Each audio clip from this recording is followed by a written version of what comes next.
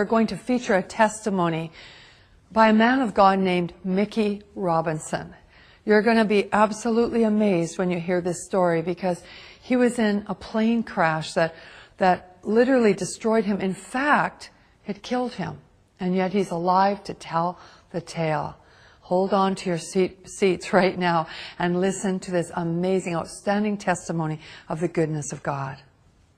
I'd never met anybody who ever told me about anything personally knowing God or anything supernatural other than historically what I knew from stories from the Bible. Never met one person who told me they had a real relationship with Jesus. Never knew about the need to really come into a relationship with the Lord through Jesus. And I was busy getting it on. But you know, there's not enough excitement in the world to ever satisfy. You always got to have more. And I like stuff that was edgy, you know, skiing, and I always liked aviation stuff. And so I started taking flying lessons. Then I thought it'd be more fun jumping out of airplanes. So I became a sport parachutist, and that really got me. I mean, I became obsessed with skydiving. It really consumed my life. My existence revolved around that 30 to 60 seconds in free fall and that 5-minute parachute ride. Then I had to do it again. It's like like a drug, you know. It's it's good. Like an addiction. Oh, totally. And then all of a sudden, one night, all that was going to change. Shortly after takeoff, I don't really recall much because I was kind of dozing off, sitting next to the pilot, or actually sitting on the floor next to the pilot where we moved the seats in this new aircraft. And I was awakened by a sound unfamiliar to me. It was the sound of the motor going completely silent. Uh-oh. And the pilot turned to me and he slapped me. He says, "That's it, we're going down." So we just pitched forward and we plummeted straight down at over 100 miles an hour. And what was seen out of the cockpit, and this was told to me, I don't recall this, but we were going straight to the ground and we're headed right towards a gigantic oak tree. We did hit that tree going, like I said, over 100 miles an hour, and my face stopped my body going 100 miles an hour. So then the airplane cartwheeled on its wings and slammed into the ground. If you see pictures of the aircraft, it doesn't look like anybody could survive this. So there was obviously injury and confusion, and the two students got pushed out the doorway and by one of my friends who was a very experienced jumper. And the fourth man out saw me moving, and the pilot assumed we were leaving too. And just as he was going out, the plane went up in flames. And as he was running away, he heard screaming and realized I was trapped inside along with the pilot. And this brave man who was my friend and went back in the plane and saw me trying to escape where the wing had been torn loose from the airplane. But I was stuck, and but something on my equipment or my clothing was caught, and I was soaked with fuel, and it was on fire from head to toe. Wow. And just like you see in movies, a person whose whole body was engulfed in flames. And this is where God did the first miracle. This man grabbed a hold of my parachute harness and with his bare hands tore that loose. It's 2,000 pounds tensile strength in each one of those straps. Wow. Pulled so hard he pulled his thumbs out of his sockets. Dragged me away from the plane and slapped the fire out. It kept reigniting, and then he tried to go back for the pilot, and he couldn't. He was burned alive. Well, they rushed me off to the hospital. Obviously, it was horrible, and they rushed me off to the hospital and saw that I had sustained very serious injuries. I had a brain injury. I had burns over a large portion of my body. I had to find out my eye was blind, my right eye was blind, and, you know, tremendous cuts and, you know, this shock of, you know, that crash. They told my family I was going to die. They told my sister to come that day because I was not going to be there in the afternoon. I had an experience I had never heard about. Never heard anything like this. As I was laying there in that condition, just racked with pain and discomfort in every way possible, suddenly my inner man, the real me, my spirit, sat up out of my body, and I could feel my legs go through the springs of the bed. Wow. And my spirit came out of my body as if you would take a glove off your hand.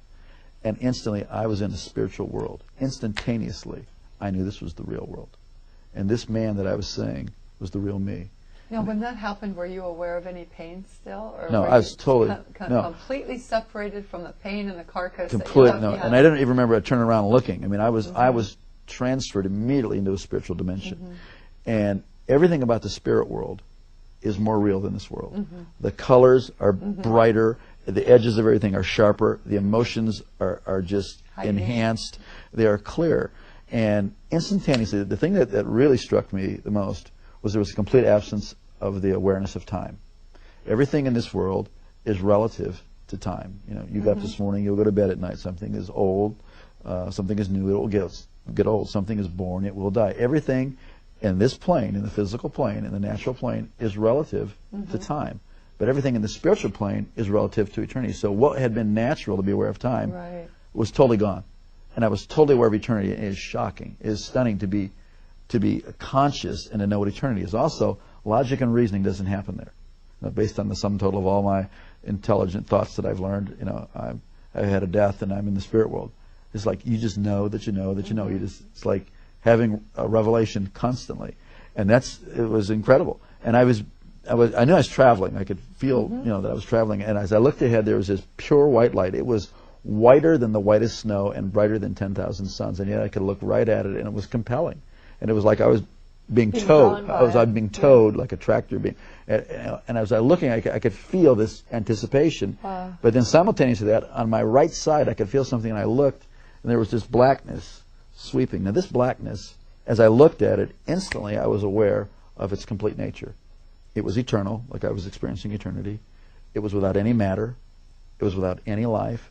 It was void, and it was forever non-negotiable, cut off from the source of all life. And the more that I looked at it, the faster it would sweep. And the more that occurred, the more intense the feeling of the nature of being cut off and sealed forever and separated. It is horrific. Yes. Horrific. You would not. I used to never be able to stand to be near anybody who could say go to hell after that. Because you wouldn't want the worst person. No. You wouldn't want Adolf Hitler, Bin Laden, Saddam. You wouldn't want any human being to ever go in there. It was so horrible. And as that was sweeping, it got down to, it was eclipsing this light. So there was just it was like you're in a room and you close the door, a dark room, and there's a little space between the door and the door jamb. It wasn't a doorway. This was a real place that I was seeing and that I was feeling. And as it was closing, it was eclipsing. And now I'm standing on the very edge, the precipice of eternal separation. And I scream out of my spirit, I'm sorry, I want to live. Give me another chance. And just before that was to close, I was standing in the presence of Almighty God. Whoa. And instantly I knew I would never die for eternity. And that's mercy. It's unbelievable. Wow. And instantly I knew that this being who was off on this side of me, who I didn't see, but I was standing in this river of golden radiation. It looked like a moving river of golden light. And this river went that way, it went that way, it was underneath me, it was going right through me. And this river was alive. I don't know how to describe it, except that it's called the River of Life. This river was alive, and it's going right through me, and I'm more alive than anybody can imagine. I mean, this is the height of the experience of life, filled up with life, and somehow I knew this being was going to take care of me for eternity. I didn't see the New Jerusalem, I didn't see any angels in heaven, I didn't see any people who had gone before me. This was the max. So I was so filled with just the love and all of God's majesty, all of His authority, all of His love, everything was just flowing through me. I was like vibrating like a tuning fork, the very essence of God's nature. But when God spoke to me, and not in a language like you and I are talking now, but the knowledge of His purpose, the word of His purpose, came in through that same light. And I was taken back to the same way. I was like being reeled in like a kite, and I went down through space and time, this dimension. As my spirit settled into my body, and I could start to hear out of these ears and see out of this eye, I came to in the room, materialized, kind of like they beam up on Star Trek. Right. And I heard myself speaking in this beautiful language that I had never heard anybody talk about before. The heavenly language. Yeah, it was a beautiful language. And when my brain turned on, I thought, what in the heck is this other language? And I was no longer, the person who was dying and dead was no longer, and I was born again and filled with the Holy Ghost. I never heard about that. For years I wondered, what was that blackness and why did it sweep down to where it was just a sliver, like about a half-inch of white light? And years later, God revealed it to me. It was really a historical record of my life. That for all the years that I had lived, I was in darkness. And God gave me a space to cry out to Him. And in that space, it changed my future, my destiny, my whole purpose. God loved me the whole time. God was with me.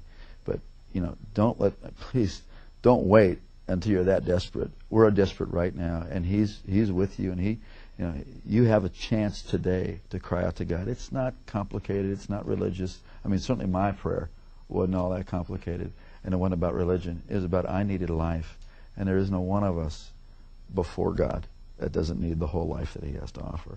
It's usually fear that keeps us from doing that, or like we're afraid, well, I'm not good enough. That's the whole deal.